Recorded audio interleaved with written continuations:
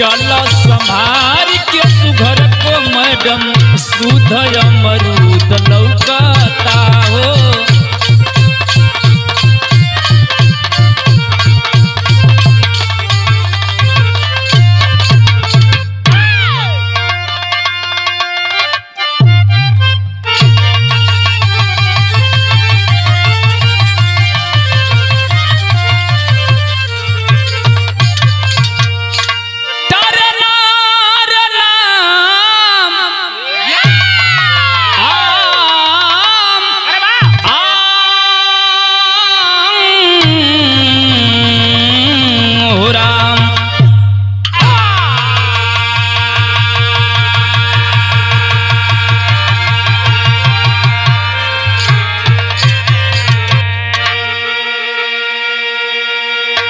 अच्छा प्यारे साथियों, हम भोजपुरी बिरहा गायक जंगली राज एंड पार्टी आप लोगों के आशीर्वाद से एक न बिरहा सुनाने चले। हमें आशा ही नहीं बल्कि पूर्ण विश्वास है कि यह बिरहा आपको पसंद आएगा। और यह बिरहा हमारे बड़के भैया सोनू शर्मा जी के देखरेख में भेमपुरा नंबर 1 बलिया की तरफ से जा रहा है। 4 लाइन भूमिका का लाइन लगल आवा।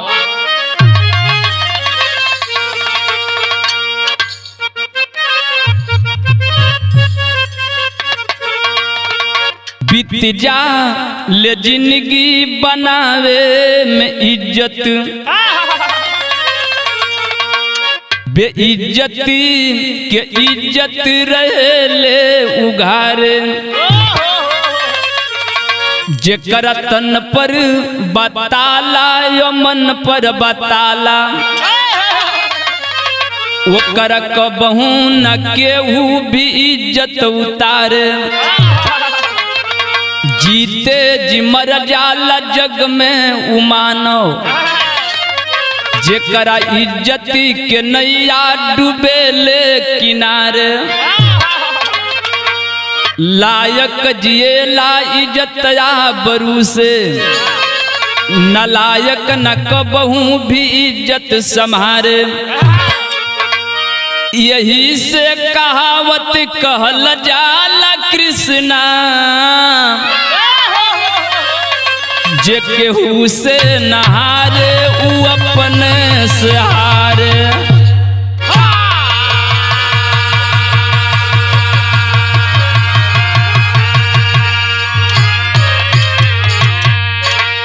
यही से कहावत कहल जाला कृष्णा जे केहू से नहारे उ अपने से हारे। हम बिरहा का शुरुआत करें लेकिन वो करीब पहले 4 लाइन गजल लगल लाइन कौन रही। आओ भैया वाह वाह।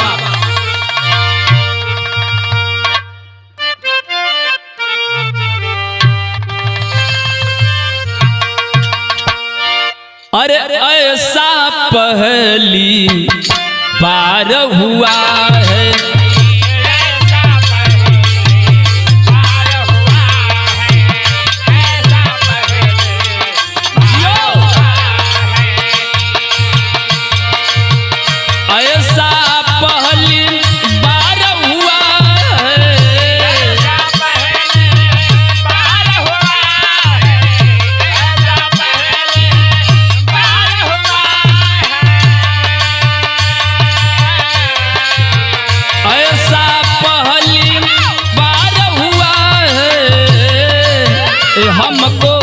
हमको किसी से प्यार हुआ है।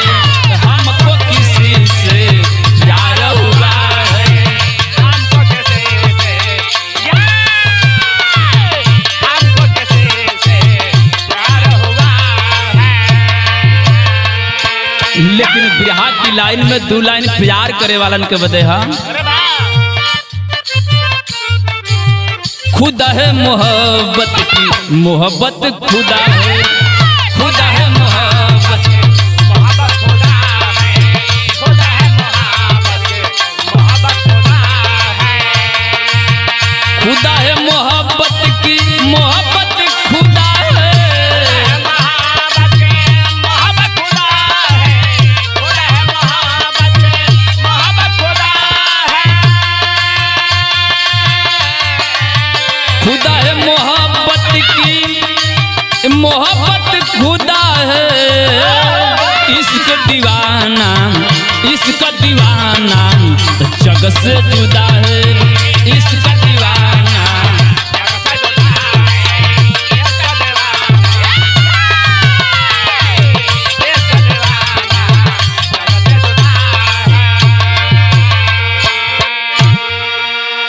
यही से हमारी बिरहा का शुरुआत भइल।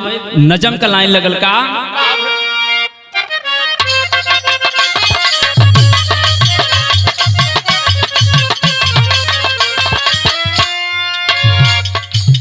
बिहार प्रांत, बिहार प्रांत में एक गांव बुढ़न पार रहा, उसी गांव में एक छोटा सा परिवार रहा।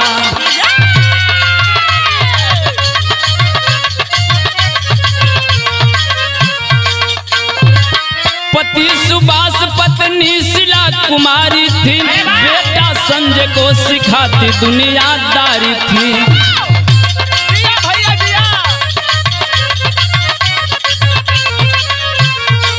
दिन भर सुभाष घूम के चूड़ी हारी करते थे, इज्जत आबरू से पेट भरा करते थे।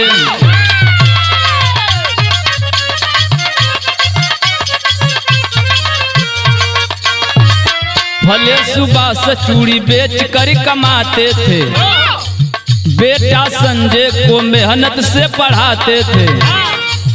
एक दिन शीला अचानक बीमार पड़ी, एक दिन शीला अचानक बीमार पड़ी, सुभाष को बुलाई बेचारी लाचार पड़ी।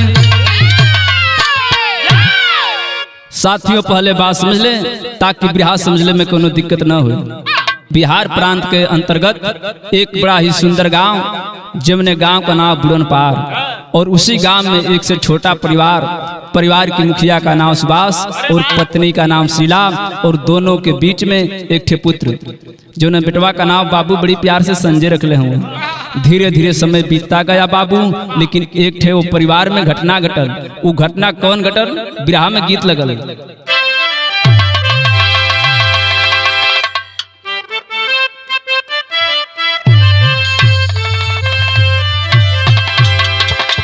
अरे माई हम के मरले बिया, खोरनी से जरले बिया,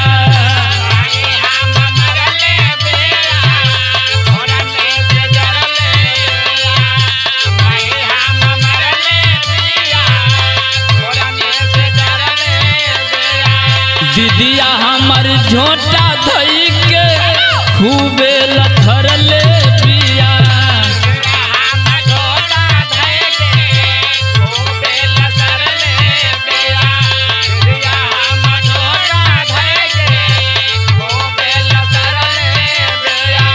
माई हमके मरले बिया, खोरनी से जरले बिया, दीदिया हमर झोटा धई के खूबे लथरले बिया।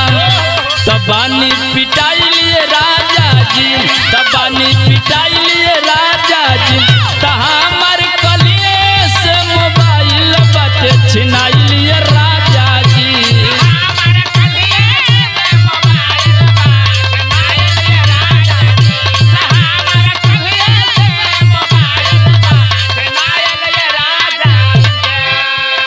बाबू भैया गौर कर बहू, सुबह का तपहारा बा, शीला सुभाष के अपनी लगमा बुलौलस, आरूर के ठे बात कहलस का, जिंदगी के ठिकाना नहीं खे, आशा को आना नहीं खे।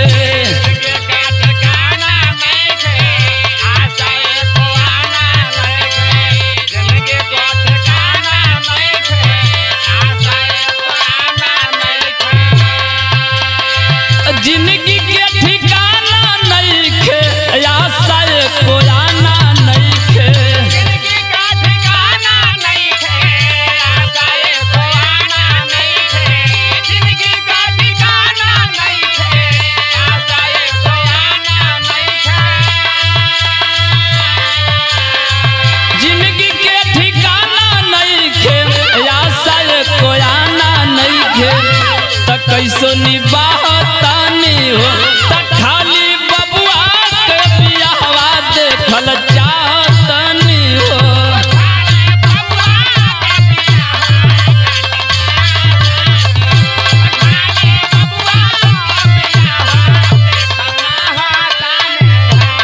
हे स्वामी एक ठे काम कैदा। सुभाष पुछलन कार्य पगली शिला बतावे। देखल चाहतानी खाली सुघर दुल्हनिया,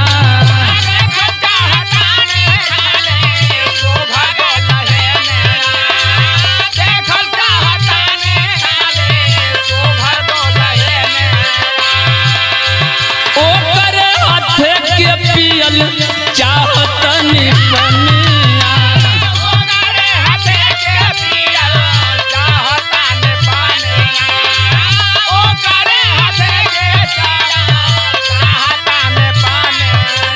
यही से कहतानी हो बतिया ले मानी हो, खाली बबुआ के बियाहवा देखल चाहतानी हो, खाली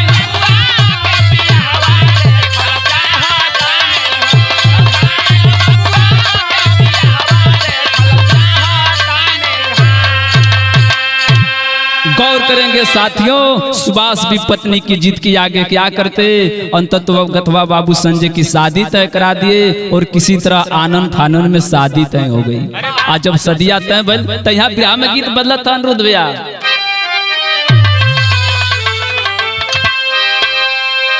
अरे बनवा कर धनिया, अरे बनवा कर धनिया, धनिया दगा मोह दे गई रे, बनवा कर धनिया,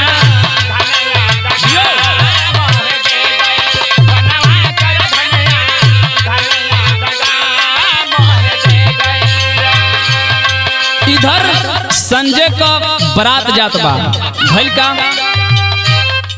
चलली बरियतिया, चलली बरियतिया, सर पे अफतिया वही दिन आ गई रे, चलली बरियतिया,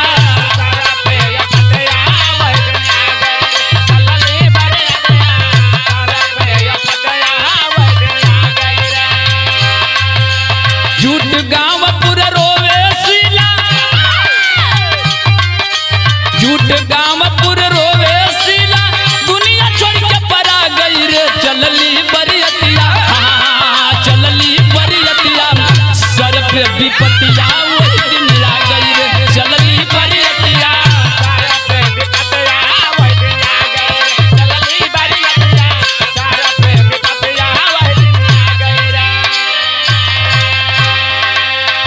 एक और खुशी एक और गम की बदरिया,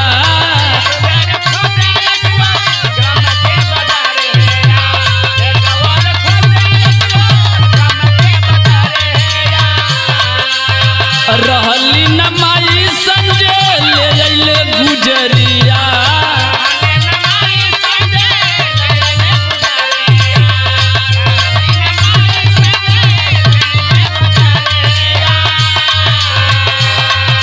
अवते डोली उठ गई अरथी, अवते डोली उठ गई अरथी, बारी मातम छा गई रे, चलली बरियतिया, चलली बरियतिया, सर पे विपतिया वही दिन छा गई रे, चलली बरियतिया, सर पे विपतिया वही दिन छा गई रे, चलली बरियतिया, सर पे विपतिया वही दिन छा गई रे। गौर करेंगे साथियों, गांव की सहायता से संजय किसी तरह अपनी मां का अंतिम संस्कार किया, लेकिन परिवार में मौत का घटना घटल, पूरा परिवार दुखद बा, शोकमय परिवार बा, लेकिन वही पीछे एक ठे घटना घटे जात बा का विराह में लाइन लगी आवा।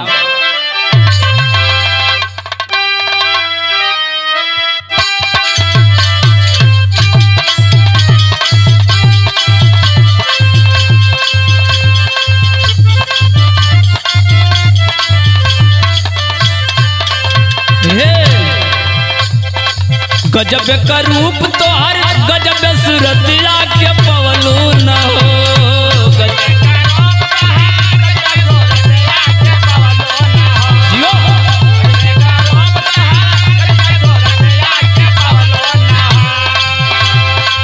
गजब का रूप तोहर, गजब सूरतिया के पवलू न हो, रानी हमके दीवाना बनवलू न हो,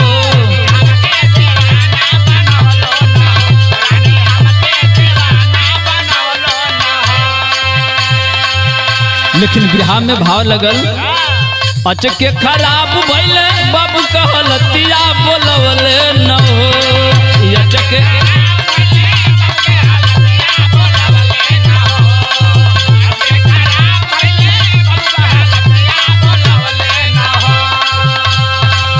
चके खराब भइले बाबू कहलतिया बोलवले न हो। अपने बेटवा के लगमे बैठवले न हो। अपने बेटवा के लगमे बैठवले न हो। अपने बेटवा के लगमे बैठवले न हो। सुभाष अपने बेटवा संजय के पास में बुला के समझावे लगलन, करे बेटवा महंगाई का जमाना बा, ये महंगाई में नौकरी मिलल बड़ी मुश्किल है। कहले कठिन बात मिलल नौकरिया,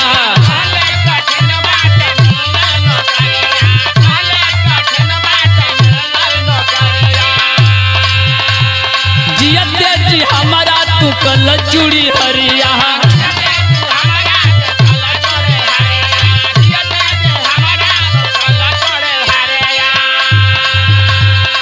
बेचल खरीदल का सगर तरीकवा बतवले न हो।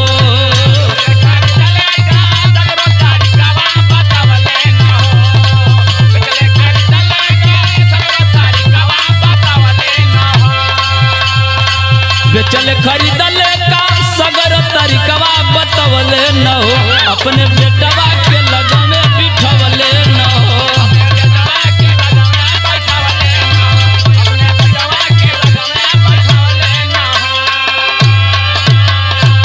साथियों, संजय अपने पिता के कहने पर चूड़ी बेचना शुरू किया तो जरूर, लेकिन देखबा कहल जला कि वही है वही जो राम रच राखा। चूड़ी बेचना शुरू किया, लेकिन चूड़िए बेचत में एक दिन एगो घटना घटल। वो घटना कौन बा, आओ भैया। करे चूड़ीहारी संजय आ घूमी घूमी गौआ में, खियर चूड़िया बेचत एक दिन घटल बा घटना।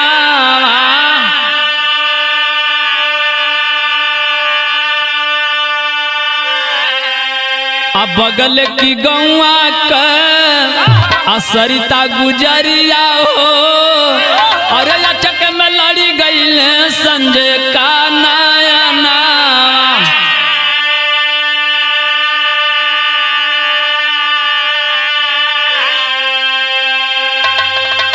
बाबू गौर करबा, संजय चूड़ी बेचने गया और एक सरिता नाम की लड़की से नैनाचार हो गया। लेकिन जब नैनाचार भयल तो सरिता गुजरिया खियर जन्म करत रहली। अरे संगमा में भाग्य के बनवली पाया ना।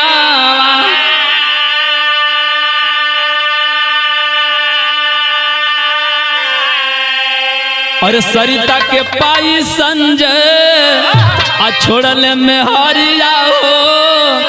ये बाबू जाई के रहे लगले वही लोधियाना।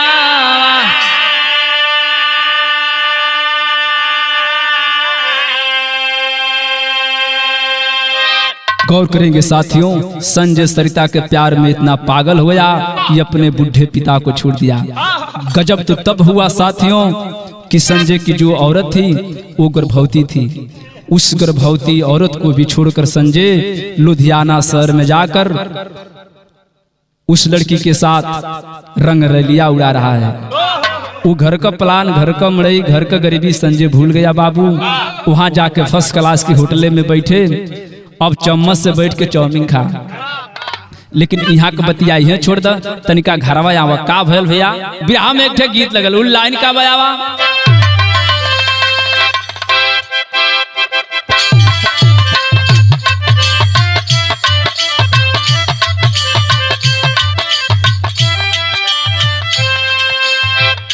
क्यों नो लड़की अपनी ससुरा का तकलीफ बतावत बे। बड़ा दुख होला ये पापा हमके ससुरवा में। बड़ा दुख होला ये पापा हमके ससुरवा में। मिलल बौरहवा बसवांग हो। बड़ा दुख मिलल बौरहवा बसा।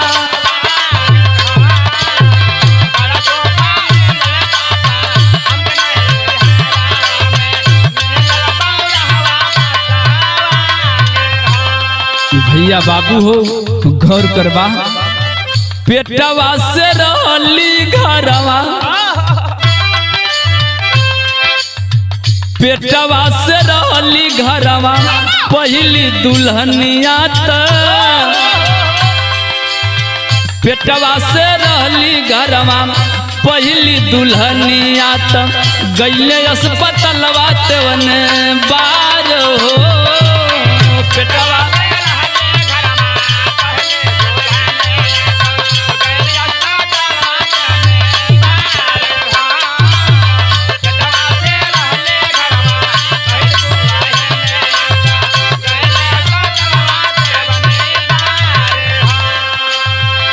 और बुढ़ा आदमी सुभाष किसी तरह साइकिल पर बैठाकर अपनी बहू को प्राथमिक स्वास्थ्य केंद्र में ले गया। लेकिन जब डॉक्टर देखलन तो बतौलन कहा, डॉक्टर साहब कहेले कि होई परेशान दोनों में से कहीं के बची है परनवा, रोवे सुबास झरझर बरस नया नवाता, रोवे सुबास झरझर बरस नया नवाता, डॉक्टर कहेले तेवने बार हो।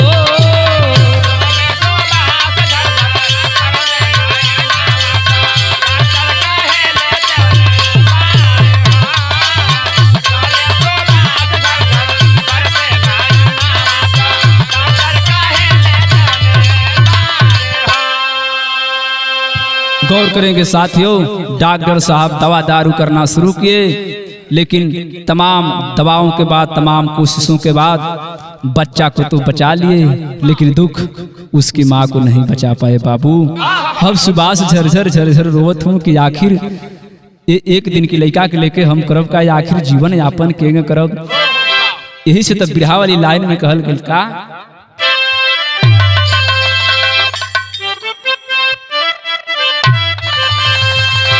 अरे जतनवा तोहरो गजब विधना, आज बिन माई बाप के जी कैसे ललनवा, अरे किया विचार सुबास है मन में, अरे किया विचार सुबास है मन में, पालने लगे हैं नाती को, लगे जलाने तेल डालकर बिन दिए की बाती को। एक दिन विशाल बच्चों के संग, अरे एक दिन विशाल बच्चों के संग बाग में खेलने आया है, लगा बहाने अश्क नयन से बाबा तब घबराए हैं। गौर करेंगे साथियों, एक दिन विशाल जब बच्चों के साथ खेल रहा था, कुछ लड़का खेलने से इनकार कर दिया, का है गुनाह का बा, अपने में मीटिंग बनवलन कि एकर माई न, माई जन्म देते मर गई और एकर बाप एक ठे पराई लड़की के लेके भाग गलन, तो हमने करी साथे न के लेके बाबू ही बतिया विशाल के सिनेमा में बान जैसन लगल, हा के घरवा झरझर झरझर रोवत बा, केवाड़ी बंद के ले बा, बेचारा बुढ़ा सुबास मजदूरी कर आया, विशाल केवाड़ी खोलो, लेकिन विशाल दरवाजा खोलने को तैयार ही नहीं है। बहुत कोशिशों के बाद खोला, सुबास बोल पड़ा कि रे पगला, हमारी सेवा में कुछ कमी हो गई, हमारी परवरिश में कुछ कमी हो गई, का हम तो के समय से खाए के न दियनी। झरझर झरझर विशाल रो रहा है और रो के एक बात कलस का,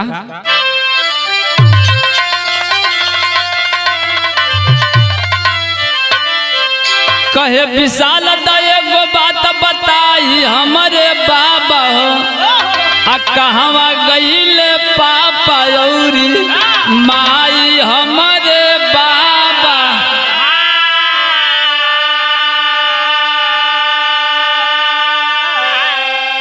रोई रोई बतिया सुबास कहले, बरसता नयनवा हो, आ पापा तोहरा छोड़ के गईले शहर लोधिया नमा हो, अरे माई मरल देता का जनमवा हमारे बाबू हो,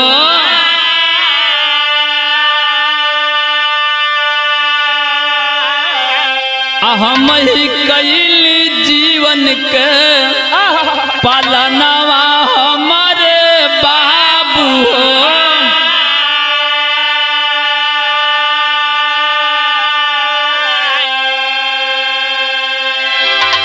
गौर करेंगे साथियों। पूरी बीती हुई कहानी सुभाष विशाल को बताया और किया क्या। बिरहा में एक लाइन गीत लगल, उन लाइन का बयावा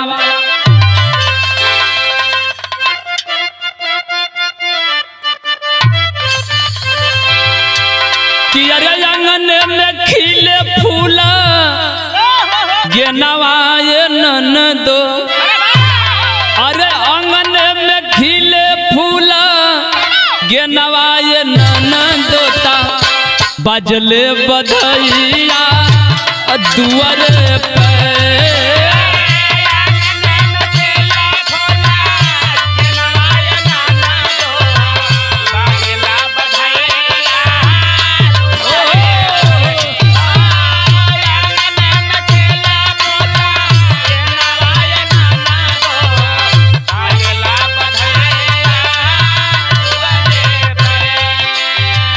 इधर सुबेर भइल, आज जब सुबेर भइल तो सुभाष कैलन का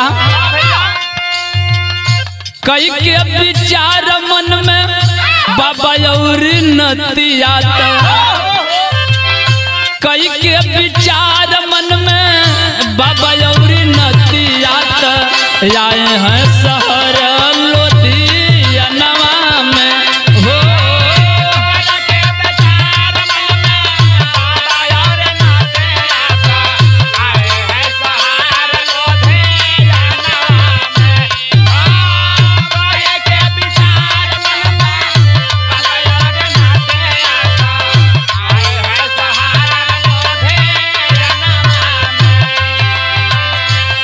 के एक्सीडेंट होई गइल सुभाष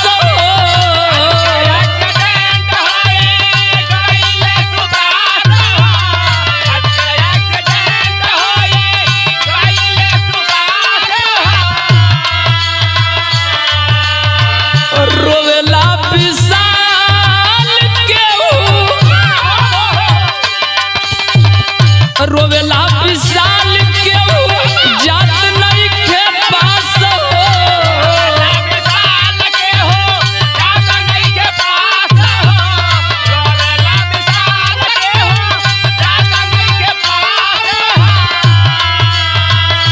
गजब समैया के अजब हलतिया, गजब समैया के अजब हलतिया आए हैं शहर लोधियानवा।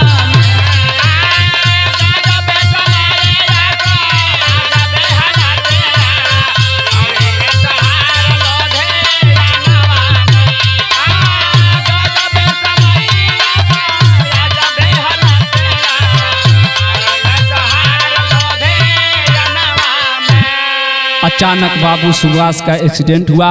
विशाल लगा रोने की, ये भैया ये चचा हमारी बाबा के केहू अस्पताल पहुंचा दे, केहू केहू का सुने वाला न बाबा बाबू। किसी तरह सुभाष को विशाल लेकर अस्पताल गया और जब अस्पतालवा में ले गई डॉक्टर पूछने लगा कि तुम्हारा नाम क्या है, तुम्हारा घर कहाँ है, यह तुम्हारे क्या लगते हैं। विशाल डॉक्टर को पैरवा पकड़ के रो रो के एक बात कहलस। का कहले बा भैया,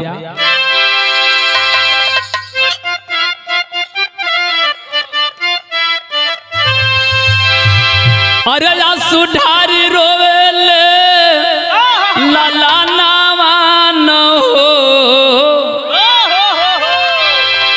सुनिला बतिया हमार।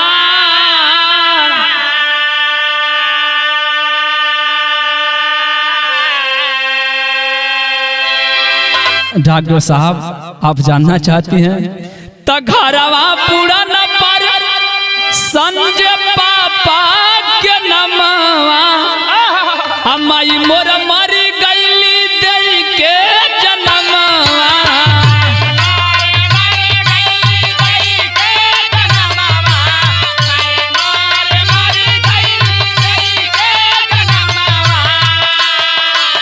पापा मोरा रहल चूड़ी हरवान हो, सुनिला बतिया हमार।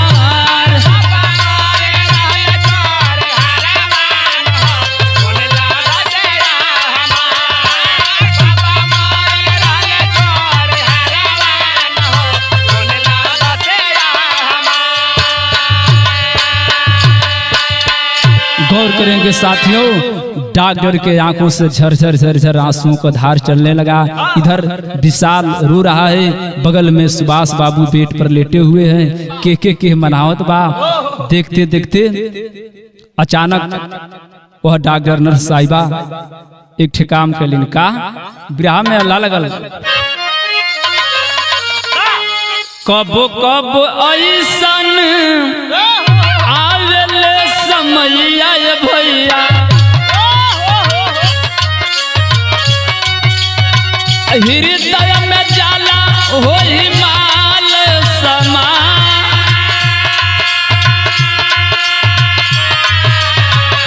झर झर बरस तहिया डॉक्टर के नया नवाय बाबू, फोन करके संजय के लियाली बोला,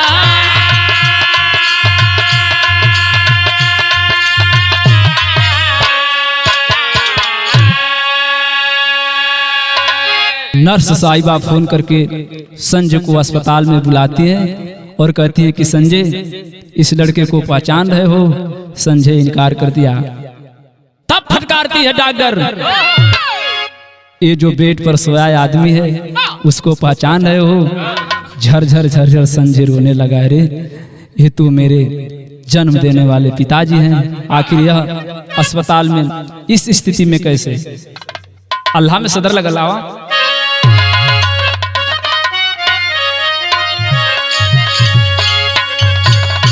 अरे नाजुक समैया मिलल बाटे सबही,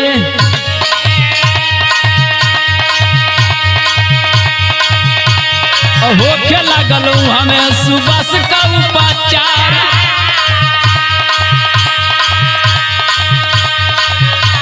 नियारा सुबह तब संजय के बोलवल, अरे नियारा सुबह तब संजय के बोलवल, आ कहले विशाल हमें बबुआ तोहार रामा,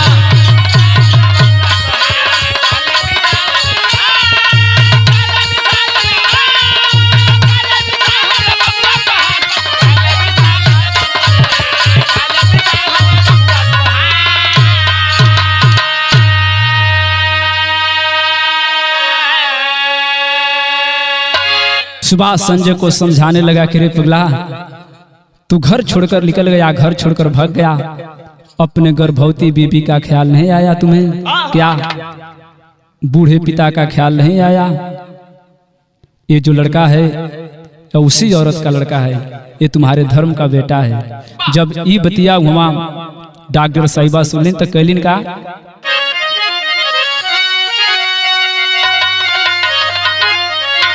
अरे डॉक्टर काली विशाल के पाई विधाना, अरे दिहला बगिया में फूलवा खिलाई विधाना,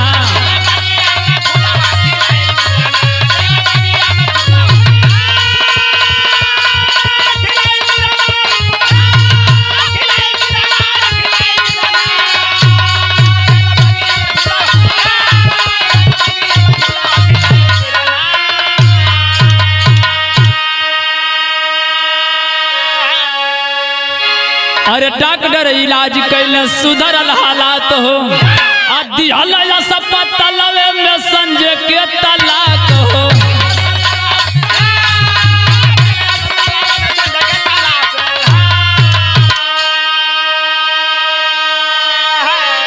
तब बोलला विशाल बिल कोई विधाना, दिहल बगिया में फूलवा खिलाई विधाना। गौर करेंगे साथियों, पूरा परिवार वहीं मिलता है और डॉक्टर साहब कहती हैं कि नहीं, मैं तुझे तलाक देता हूं, जब तुम अपने बूढ़े पिता का नहीं हो पाए, अपनी गर्भवती बीबी का नहीं हो पाए, तो मेरा का होगे संजय। लइकवा विशाल जाके डॉक्टर साहब के चरनिया पकड़ लियलस, कलस ना हम माई का प्यार बचपन में न पहली जन्मते हमार माई ये दुनिया छोड़ के चल गई, तो कम से कम अब तो माई का प्यार दे दा, हमके छोड़ के न जा डॉक्टर साहब। गौर करेंगे साथियों, पूरा परिवार वहीं मिला और आज भी वह पूरा परिवार लुधियाना शहर में रह रहा है। इसीलिए बिरहा की लास्ट लाइन में कहल गई कहा, दीन मोहम्मद राम सेवक सिंह रमदयाल विख्याता स्वर्ग विराज बिनदराज किया टूटल दुनिया से नाता। अरे जतनवा कैसे होई है विधाना, कृष्णा जंगली राज का ऐसा होला गनवा।